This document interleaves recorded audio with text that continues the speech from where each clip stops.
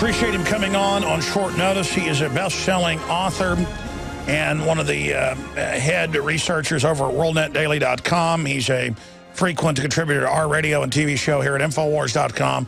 Dr. Jerome Corsi received his PhD from Harvard University in political science at 72. He's currently senior staff reporter for WorldNet Daily.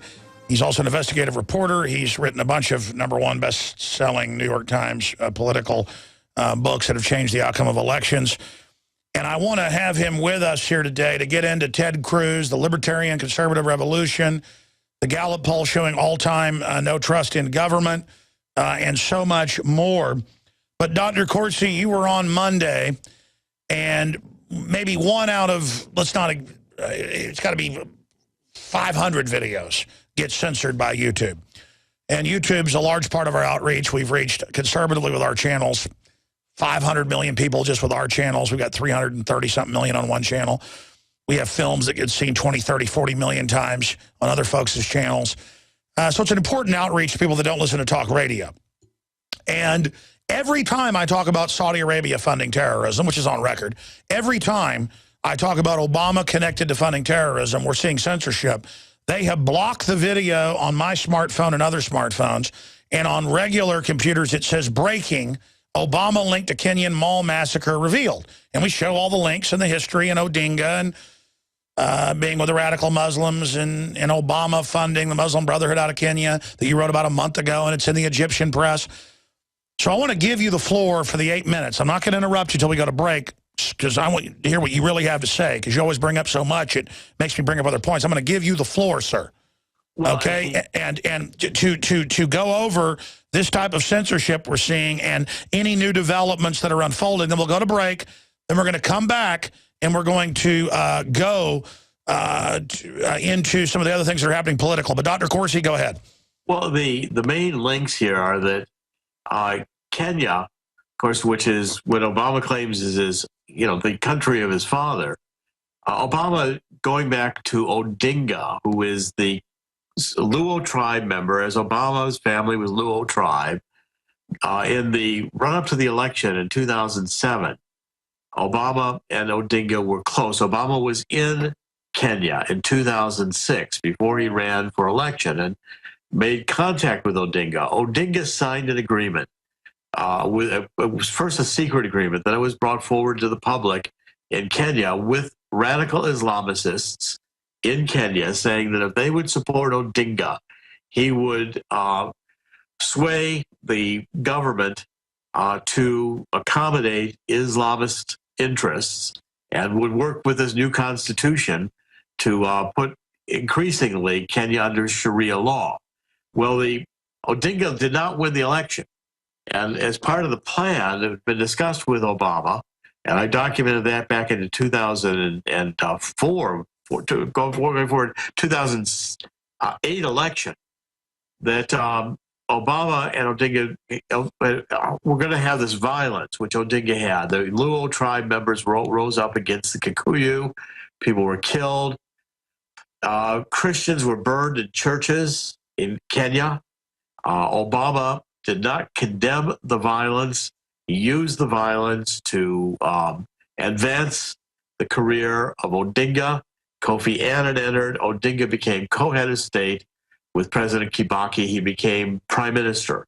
And then rolling forward, when Obama is president, we're putting all kinds of foreign aid into Kenya. We are actually using U.S. public money, taxpayer money, to fund the Constitution passing, this new Constitution pressed by Odinga, which opens up, again, Kenya to Sharia law, which invites in various Islamic factions. Islamic factions are coming in from Somalia. These are welcomed in by Odinga, and the radical Islamic presence in Kenya begins to build. At the same time, Malik Obama, who is the half-brother of Barack Obama in Kenya, emerges in that he is managing money for the Egyptian Brotherhood for the Muslim Brotherhood in Egypt. And the Egyptian government comes out and they say they're going to prosecute. There have been criminal charges filed against Malik for running terrorist money. Now The Muslim Brotherhood is actually illegal, condemned within Egypt. There's a number of Muslim Brotherhood members in prison, going to await trial. The government, and this new government, the military government, has announced that they will reveal the links of Obama, president in the White House, supporting through his brother Malik, the Muslim Brotherhood interests in radical Islam throughout Egypt, throughout North Africa, and into Kenya. Malik also manages the Islamic Dawah Fund, which is a North Sudanese fund, another terrorist fund, for the president of that country, Bashar, who is under criminal indictment by the International Criminal Court in The Hague for genocide. And Malik Obama has these deep ties. He's running a fraudulent 501c3 in the United States, named after his brother, the Barack H. Obama Foundation, that Lois Lerner gave retroactive determination letter so that it was a tax-free organization, tax-exempt organization. And now Obama has signed orders 2 weeks ago to openly arm terrorists. He's so evil and so gangster and so corrupt and getting away with everything. I can't even believe it's gotten this wild. And that he actually, for all intents and purposes, Obama is the head of Al-Qaeda worldwide. Well, I've said that. I've said basically we are Al-Qaeda. People got to understand we've become Al-Qaeda. The United States has been funding Al-Qaeda, certainly since before Gaddafi fell. What we were doing with Benghazi, because remember, Ambassador Stevens came into Libya through Benghazi before we had diplomatic relations with Libya. And what he was doing was working with the Al-Qaeda factions, the radical Islamic factions. The Obama administration was arming these factions. We were producing weapons so they could oppose and depose Gaddafi. Once Gaddafi was deposed and the radical Al-Qaeda forces took over Libya, and now Ambassador Stevens is ambassador. He's again in Benghazi, and we're running guns now from Libya to Al-Qaeda and the jihadis and sending terrorists from Libya via Turkey and arms into Syria, where we're backing the Al-Qaeda forces again, just as we backed the Muslim Brotherhood forces throughout northern Africa. And again, these are all radical jihadist factors. The Muslim Brotherhood is now outlawed as a criminal terrorist organization in Egypt, and President Obama was solidly behind the Muslim Brotherhood in Egypt. That's the story, and it's all true. And when you say we're behind Al-Qaeda, obviously criminal elements in the government centered around Obama, and it goes back before that, but why would they calculate to stir up a Sunni Shiite civil war across the Middle East, offensively with the West committing war crimes, arming Al-Qaeda, to start the fight under common law and international law that is a war crime? And how do they think they're going to get away with this? And now you have spectacles like the head of al-Nusra, who's also the head of Al-Qaeda, coming out 2 weeks ago and saying attack soft targets, and now they're doing it. And then Obama's half-brother is involved funding these groups, and it's public. I mean, I just can't believe how naked they are. They're not even trying to hide it. I mean, Reagan arming the Contras was nothing compared to this. I mean, why are they so arrogant? Well, because again, follow the money. The interests being served here are Saudi Arabia. And Obama's serving Saudi Arabia's interests, lying to the American public. Another CIA set of lies. Look who's in charge of the CIA, John Brennan. John Brennan's intelligence firm before Obama was president sanitized Obama's passport records. The 2 employees for Brennan who did it were not reprimanded, fired. Their names weren't even released.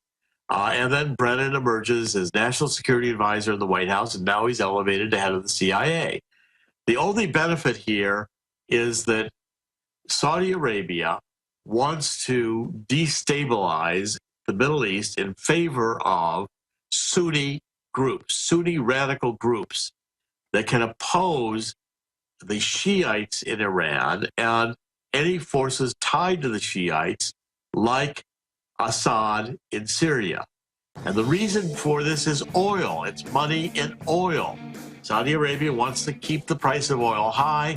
They don't want any competition. They want the United States serving their oil interests. That's right. Dr. Corsi, stay there. We're going to come back. I want to segue with you into domestic politics. Obama is clearly crashing and burning. He's sinking right now. The American people are turning on the whole system. What will they pull to try to get out of this? Because I can just feel the false flag coming. The Alex Jones channel is the official page of the Info War. But don't miss what's happening on our other channels. The Info Warrior, with the week's best videos. Prison Planet Live, where Paul Joseph Watson gives his expert analysis. And keep up with the rest of the Info Wars crew on our other pages. All of our videos are available to repost for educational purposes. See the sidebar of the Alex Jones channel for the subscription links. And remember, you can always find our videos in the highest quality by becoming a member of PrisonPlanet.tv.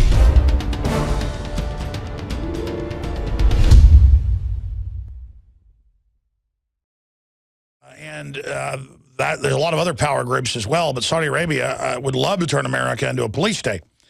That is their ruling power structure. And Dr. Corsi, again, they're censoring our interview. I'd like to send that to you. Perhaps you can do a blurb on it, because you so eloquently in 20 minutes in those two segments laid it all out. And what you're saying on air really scares them.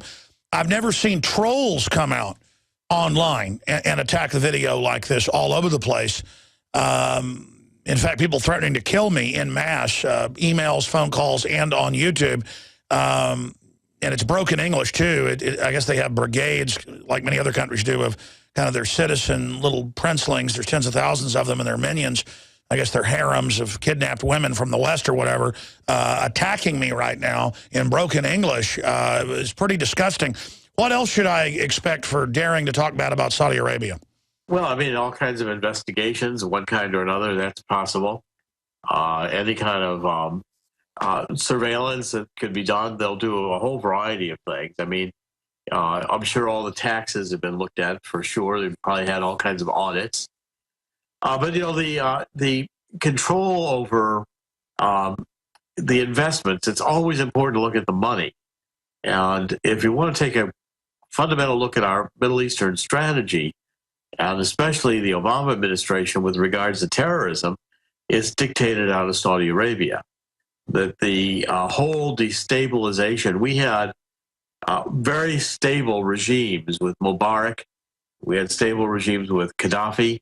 They may not have been, you know, the best in terms of human rights, but there's very little in that region that is the best in human rights. All the churches weren't being blown up and Christians weren't being crucified down the road. And the destabilization was in favor, began with the Arab Spring. And this Arab Spring was really a rise of radical Islam. And anyone who understood it understood that this was not a democratic movement. And Google's on record 4 years ago helping coordinate it for them. Well, Google and you know, Twitter is also another. All these Twitter has also got Saudi Arabia investment in it. The idea of the Middle East being destabilized was that the Saudis, through the jihadists, remember Wahhabism comes out of Saudi Arabia. It's one of the most radical forms of Islam in the Middle East, but it's all Sunni. What they want is to reestablish a caliphate. You know, caliphate would be like the Ottoman Empire reestablished under Turkey. And the way to get there, the jihadist thing, is to destabilize the Middle East with the Muslim Brotherhood, with Al-Qaeda, working in concert with terrorist acts to destabilize, create fear, gain power. Like in Egypt, the original attempt in Egypt with Morsi was once Morsi was elected, the Muslim Brotherhood won the parliamentary election, parliamentary seats then give them power. The next step is to cancel the next election and declare the Muslim Brotherhood in power. These techniques are used, I mean, we've got to go back to the Muslim Brotherhood's roots, the Mufti of Jerusalem, the roots with Hitler, the whole idea of the radical control of the Middle East. Sure. Well, British intelligence, how do they play in? Because they helped set up Saudi Arabia with Lawrence of Arabia.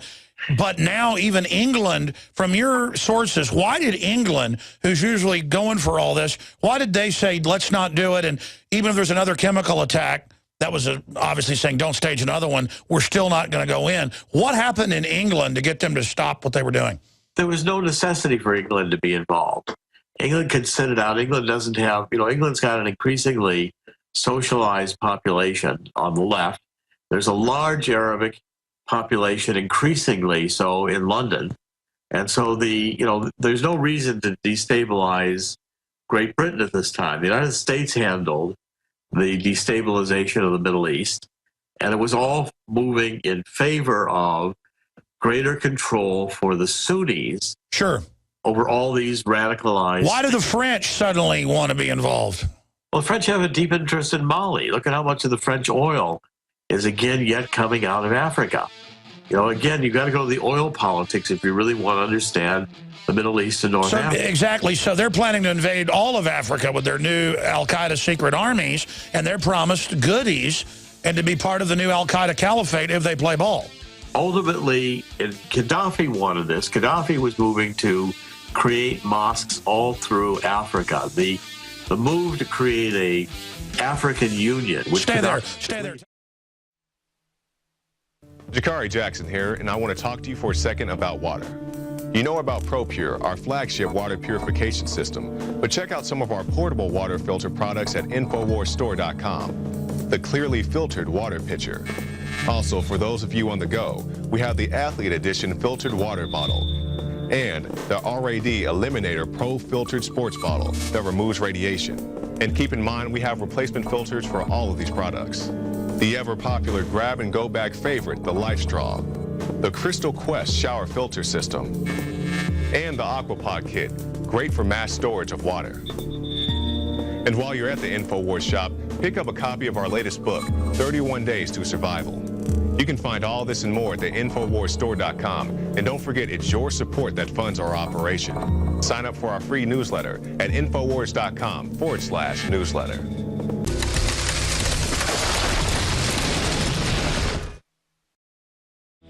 Folks, by the end of the broadcast today, and then we'll have it on the Nightly News tonight, we're going to have Kit Daniels with a big write-up on the whistleblower, Tosh Plumlee, who was on yesterday, who's a famous whistleblower, not just on Iran-Contra when he got called up, but before that from the church hearings. He still works as a contractor for the CIA. Yesterday he was at an Air Force base with a line of C-130s loading them up with weapons, obviously a classified mission.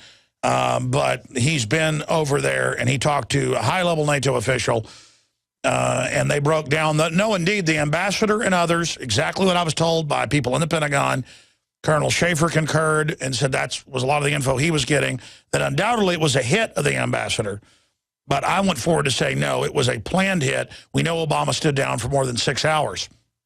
And Plumlee is a very credible source. Jim Mars got us in contact with him. He hasn't been heard from in over a decade politically. He had a gag order in 1991 when he was called to Congress about CIA operations. He's been advising Joint Task Force 6 at Fort Bliss, Texas, down there on the whole Mexican drug war. And he was on admitting that basically elements of our government and the Mexican government are the ones really running it, and there's a war with the white hats in our government and the Mexican Navy are the good guys, which is my intel from DEA sources as well. So, I mean, this is just a mess, ladies and gentlemen. And he confirmed, and that video's up on Infowars.com, but it's going to be an article that we're going to tweet out at Real Alex Jones at the end of the hour after Dr. Corsi leaves us and we take some calls, that he talked to a NATO official while in the Middle East. And again, there's a lot he can't say because he's on classified missions. He said, I'm going to get in a lot of trouble. He might get killed over this. He's had friends that have been killed. They've had congressional hearings about this last time stuff came out. But he said he's not going to sit there and watch that mother ask why her son, Mr. Smith, died. Well, we know the Al-Qaeda security force in Benghazi, hired as the State Department security, the general security, came in and killed those people. And the local bases were told, stand down. And the local CIA base full of commandos did stand down. And, but he was confirming from two sources, one NATO, one military in Texas, that, well, you heard it yesterday, that indeed it was State Department legal arms under the arms export operation, legal on paper, but not really legal because it was to groups listed as terrorists, sent down there, and that it was actually what he called high-energy weapons, high-impact weapons, was the exact quote, U.S. Stinger-type missiles, new generation, not just the French missiles and stuff that got taken from Gaddafi stores. And that the ambassador sent cables saying, I'm not going to be part of this. This is going to blow back. There was criticism. The military, we know, was criticizing. We know the Joint Chiefs have said they're against this publicly. And I guess to try to get everybody in line, they whacked Stevens. Now, Dr. Corsi, you heard what I just broke down there, and I want to then get into some other issues in the few minutes we have left with you. And then you're coming on, I think, next week to talk about your book that's already a bestseller on Who Really Killed Kennedy. I've been reading it. It's intriguing info. But please, sir, you heard me just break that down. I know you probably haven't heard the interview yet. What is your intel? Because we said a week after it was an arms deal. That's now been confirmed, but they're covering up the details. They've changed the identities of some of the whistleblowers. Who knows where they really are? You heard what I just said from this famous CIA pilot. What is your take? Well, I mean, the Benghazi deal, I think, was entirely an arms deal. Stevens was meeting with one of the Turkey diplomats. The last dinner he had was with Turkey, one of the top Turkey officials, and they had to be discussing the shipment of arms. I mean, that was, one of the ships had been interdicted, yet we were still trying to get arms into Syria through Turkey, and we were also allowing transport for a lot of the Al-Qaeda rebels. I mean, it was a very complicated story because if you remember, some of the attackers who came on scene in Benghazi said Morsi sent us. It was they were sent by the Egyptians, or the Egyptian link to causing the Benghazi attack was very clear.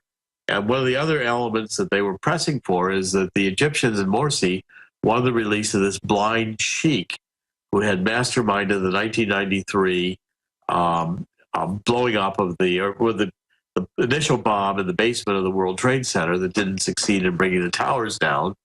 But it was that plot. The idea was, and it suggested again, that we could have a hostage taking of our ambassador in exchange for the blind sheik. By the way, Alex, this is just coming over the news now. It looks like Kerry has signed the UN Arms Treaty, which is completely in violation of the Constitution because it's a treaty, would have to be approved by the Senate. But the U.S. Arms Treaty is a backdoor to eliminating the Second Amendment, because UN Arms Treaty calls for the ability of the UN to come in and shut down any private ownership of firearms that could be somehow or other tied to international transport of firearms and weapons. Well, that's how they're banning these 3D printer guns, is that they're saying it violates the international arms agreement. And there it is. Kerry signs UN Arms Treaty. Senator threatens to block it. That just came out on Fox News. We're gonna post it to Infowars.com and PrisonPlanet.com right now. It's huge news. This is a huge move to try to backdoor the end to the Second Amendment, which is one of the major objectives of the Obama administration. The backdooring goes right along with the ramping up of the NSA and the trying to keep the NSA under wraps. We have a Gestapo intelligence system that Hitler would have loved to have had. Well, sir, let me ask you this in the 5 minutes we've got left, Dr. Corsi. Let me ask you this. They have public schools under Department of Education now saying if you're seen playing with a water gun or a plastic gun that shoots airsoft plastic pellets, you're kicked out of school for an entire year, 9 months of school. This is a reign of terror. They are now having Obama Corps people under Acorn-type groups come to your door with your Social Security number. This is a total criminal takeover. I cannot believe how insane it is. It's worse than I thought. It's moving quicker. It looks like it's now happening. They're bad-mouthing George Washington in the new Army manuals. We have entered Twilight Zone levels. Let me ask you this. 17 to 19% in Gallup, trust the government, all-time low. So people are waking up. The military's waking up. The police are waking up. The system admits they're waking up. But it appears the socialist, Cloward and Piven, banker-run scum doesn't care and is going to go all the way. So let me ask you this. Obama now promised to the Black Caucus that he spoke to that he's, quote, fired up and will get the guns this year. How do they think they're going to get this done? What is their ace in the hole? And historically, what are we facing here? Because I have never been more on edge in my life. This is 10 times in my gut anything I've ever felt right now. And I know everybody else is feeling it. Where are we, Dr. Corsi? Well, first of all, you've got, always been a presumption that as this New World Order crowd gets close to the finish line, it'll be a naked dash to the finish line. In other words, they will get rid of all the pretenses. They'll just come out and violate the First Amendment, violate the Second Amendment, and confiscate guns. Gun registration used by those who want to eliminate the Second Amendment is the first step to gun confiscation. Once they know where the guns are, they know where to go get them. And the desensitizing of kids in the schools to think that guns are evil. All the discussion that we've seen, even this Navy Yard shooting where the troops had been armed. You go back to the Clinton era, disarming our troops, our military on military bases, which is a disgrace. The troops had been armed. But I mean, now the school says you can't have toy guns at home. That's totally illegal. Well, and I mean, that's what I'm saying. Kids in the backyard playing with guns are now being disciplined in schools. I mean, they're being reported by neighbors and disciplined in schools. The public school system is really just increasingly a social control network. What's going on today also with Ted Cruz, the Republican Party, I think, is finally a group of the Republican Party is realizing that there's no fundamental difference between Republicans and Democrats. If you're dealing with John McCain and Lindsey Graham and the establishment Republicans, they are identical in their objectives to the Democrats. And they really don't want to defund Obamacare. They want the increasing government involvement, the increasing government supervision, the increasing government encroaching on the economy. Now, what happens usually, and I think we already had the first false flag attempted, that was Syria. If Obama could have sold that Assad was responsible for the chemical attacks and anybody in the United States had cared, that would have been an impetus to go to war. I think they're looking for another impetus to go to war. Fortunately, the American people, I think, are waking up too, Alex, and are saying enough. But the biggest fear, the biggest threat is a collapse of the economy, is a fundamental breakdown of the fiat money system. In which, by the way, for folks that don't know, that's really your forte from Harvard, and you advise the biggest banks in the world. You don't toot your horn. You are an expert on international banking. At what point are we right now on that? They could close down the international banking system, create a crisis any day. With just a triggered series of bailouts that were not provided, that began implosion in the EU, which could carry over to the United States, an implosion in the derivatives market, which is something like now a $700 trillion market that no one truly understands. There's any number of ways to implode the system with this much debt, and the goal would be to collapse all the fiat currencies into one fiat currency, probably issued by the International Monetary Fund, or to propose an alternative to the dollar, for international trade. The new global SDR with $100 trillion over a decade credit to back to bankers, what they called for 2 years ago at Davos. And as usual, Doctor, you have hit it right on the head. That's why they're so arrogant. They know something so horrible is coming, total economic collapse, that they're going to pose as saviors, and we're going to do anything, including registering and then turning in our guns and accepting Brigade Homeland and welcoming the Army in because things are so bad. We will be welcoming them. I will welcome them in if people are rioting for 2 weeks straight. And then it's all acclimated, and then Obama gets to be the savior. In Kenya, likely today, you know, the first impulse is going to be to increase security, give more power to the Kenyan government in order to go after the bad guys. They're now calling for checkpoints here and mall security because of it. Forgetting that the Kenyan government was the one who invited the bad guys in the first place. You know, then the government gets more power to police the terrorist problem the government invited into the country and authorized through the Constitution, this new Constitution, to be able to have Sharia law rights in the country. I mean, you basically, by empowering the government, are empowering the criminals that caused the problem. By the way, this was also racial, as you know. They not only asked him who was Muhammad's mother, if you were white, they shot you out of hand thinking you wouldn't be a Muslim. Well, and again, the whole Luo Kikuyu overlay of, tribal violence in Kenya could break out again at any moment. That's another tinderbox that's ready to explode at any instant. But Kenya's also on the edge financially. Without, Kenya, if Kenya collapses or the international economies collapse further in Africa, you're going to have massive social unrest throughout Africa. Right now, throughout northern Africa, the economic activity is about gone to zero. I mean, you're struggling in Libya to revitalize the oil industry when the country is still basically in the hands of terrorists who control the government. Incredible. Yeah. Bottom line, sir, we'll let you go in 60 seconds. Bottom line, how are things going for the New World Order, though? I mean, I know they always use crises to get more power, but if they get blamed for the crisis that they've helped execute, could we see a fall of the New World Order, or at least it damaged? Because everything they're touching turns to you-know-what.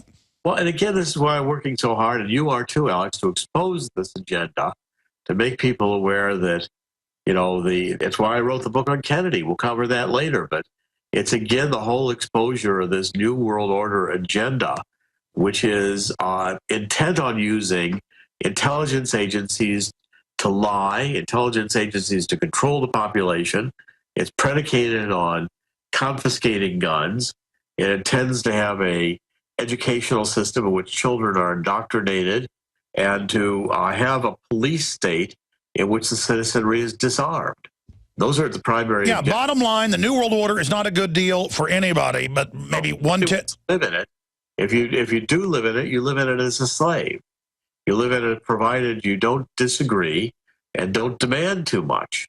It's only going to be beneficial for a very small group at the top, as any of these, dictatorships or structures are, benefiting the international businesses, multinational corporations that want the cheapest labor possible. It's a destructive system that will not advance human beings. It won't have respect for human rights. It's a race to the bottom. Powerfully said, WND.com. Doc, we got you on next week, I believe, for a full hour to break down your new amazing book that's already on pre-sale. Thank you. And by the way, I've read most of the book now. Very powerful. We'll talk to you soon, sir. I look forward to it. Thank you very much. Thank you, Dr. Corsi.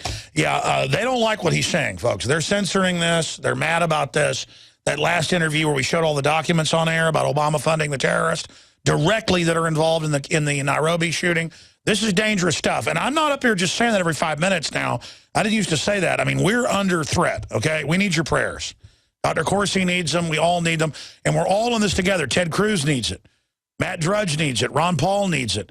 Anybody that starts telling the truth or is on the front lines of liberty is under attack. But hey, we're in motion ourselves. We're on the offense. Fine. We know it's a fight.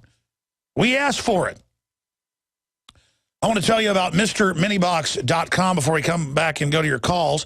People of all walks of life are preparing for economic collapse. MrMiniBox.com provides storage solutions that are mold, mildew, and water resistant. ladies and gentlemen.